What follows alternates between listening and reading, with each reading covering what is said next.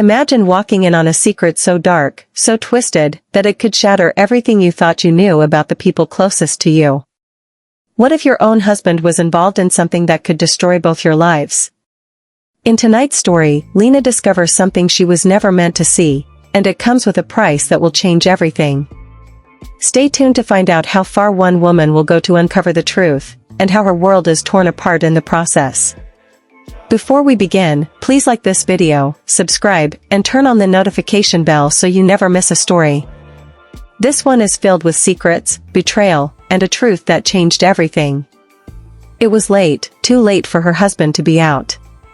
Lena had never been the suspicious type. She trusted Noah. Loved him.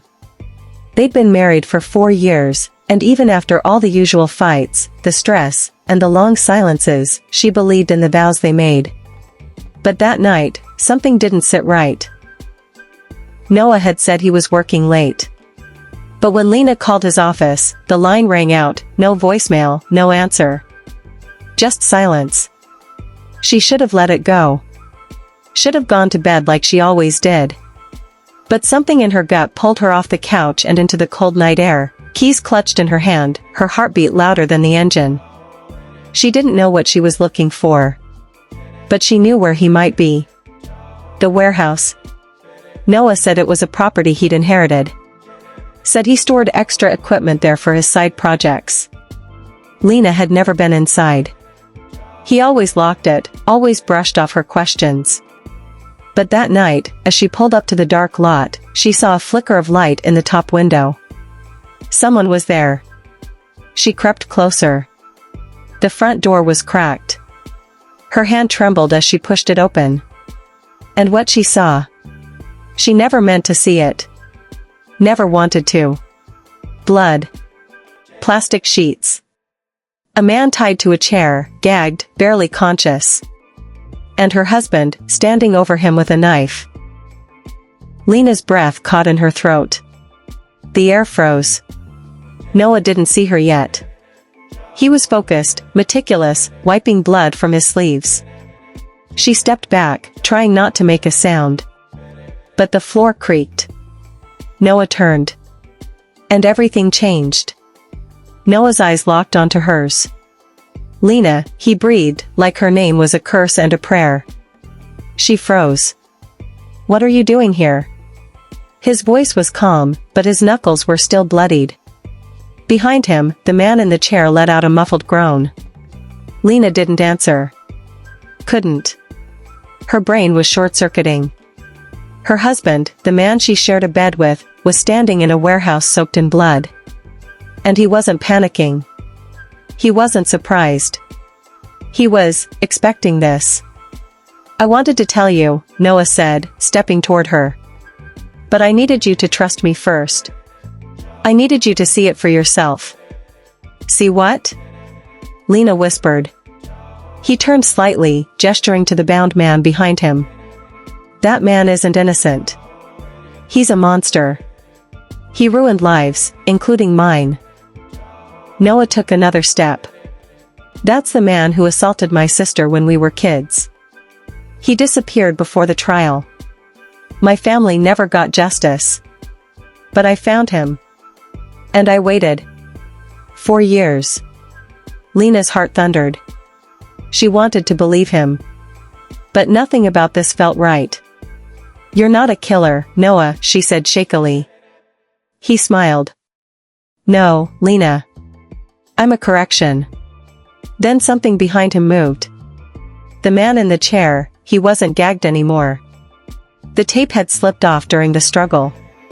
He looked at Lena, his face bloodied, bruised, but his voice was clear. He's lying, the man rasped.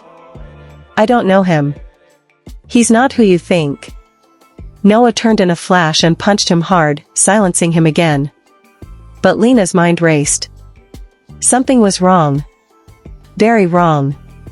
She pulled out her phone. I need to call someone. You can't, Noah said. His tone dropped.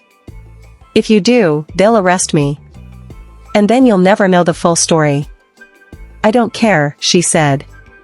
Whatever this is, it's over.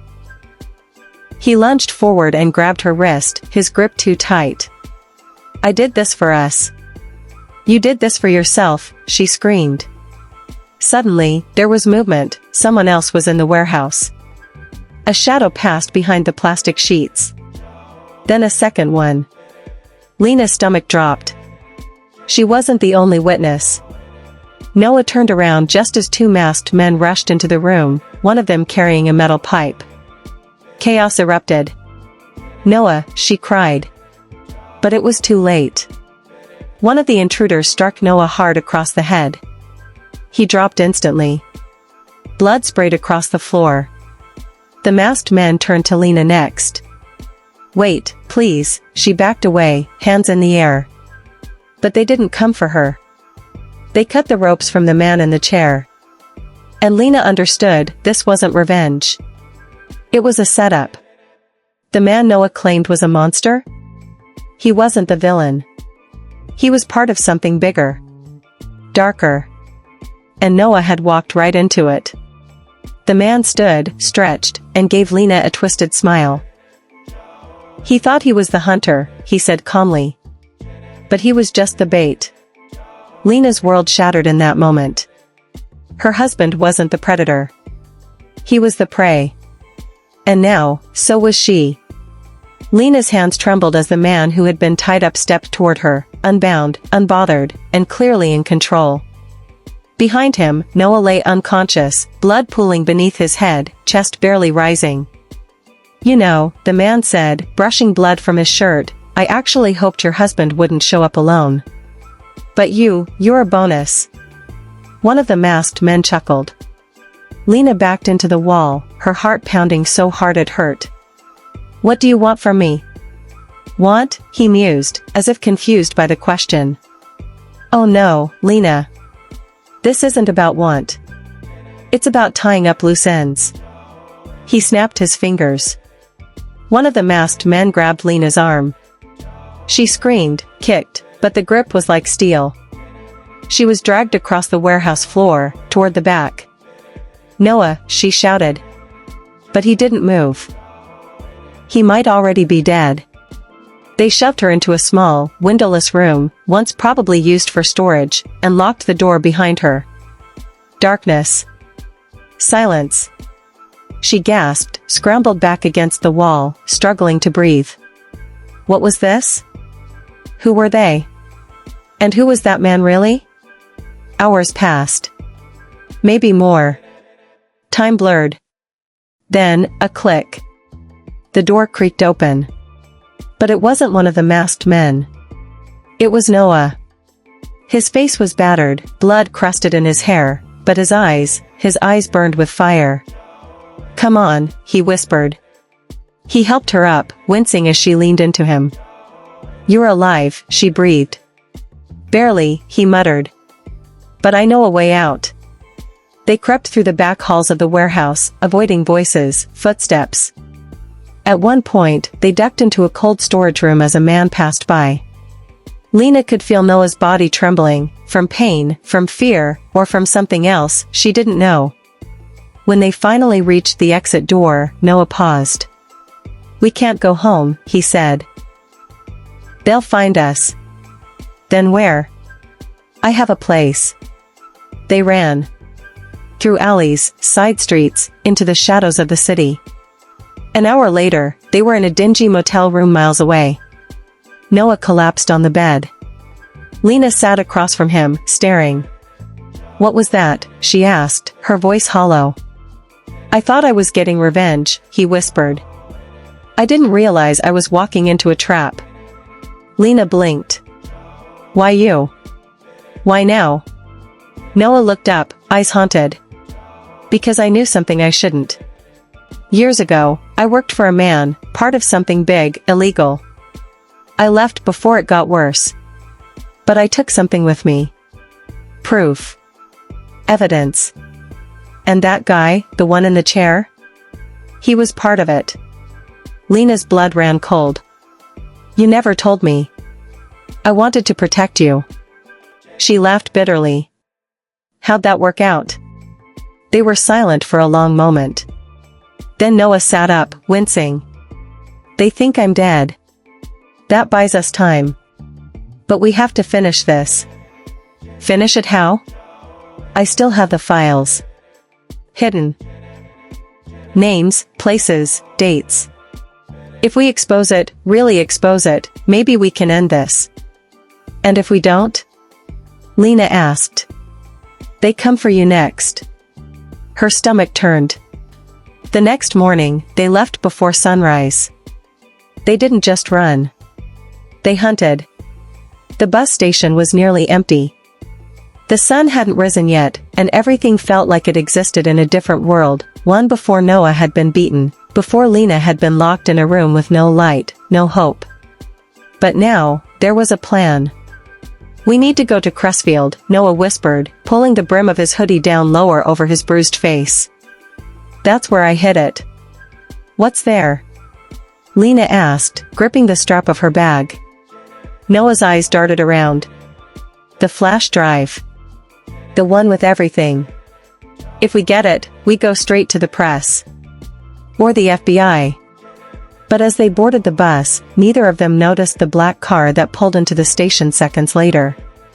Inside, a man in a tailored coat watched them through tinted windows. He didn't speak. Just picked up his phone.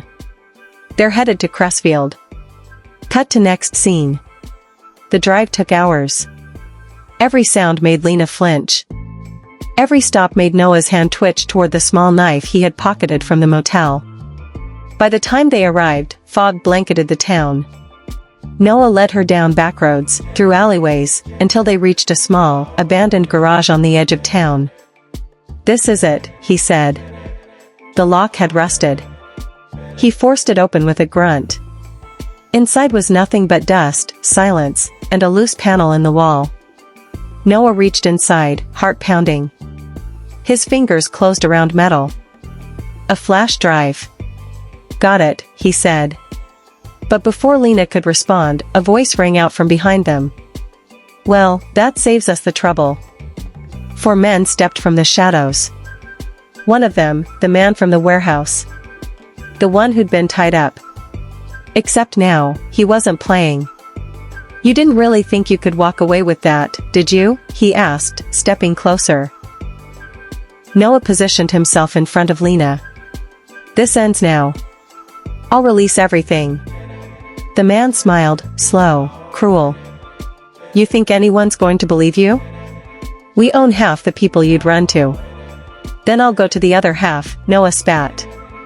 The man raised his gun. No. You won't. Bang. The sound shattered the silence. Noah gasped, dropping to his knees. Blood bloomed across his side. Lena screamed. Take it, the man told one of his men, motioning to the flash drive. But Lena moved faster. She grabbed a wrench from the floor and swung. The crunch of bone echoed through the garage. One man dropped.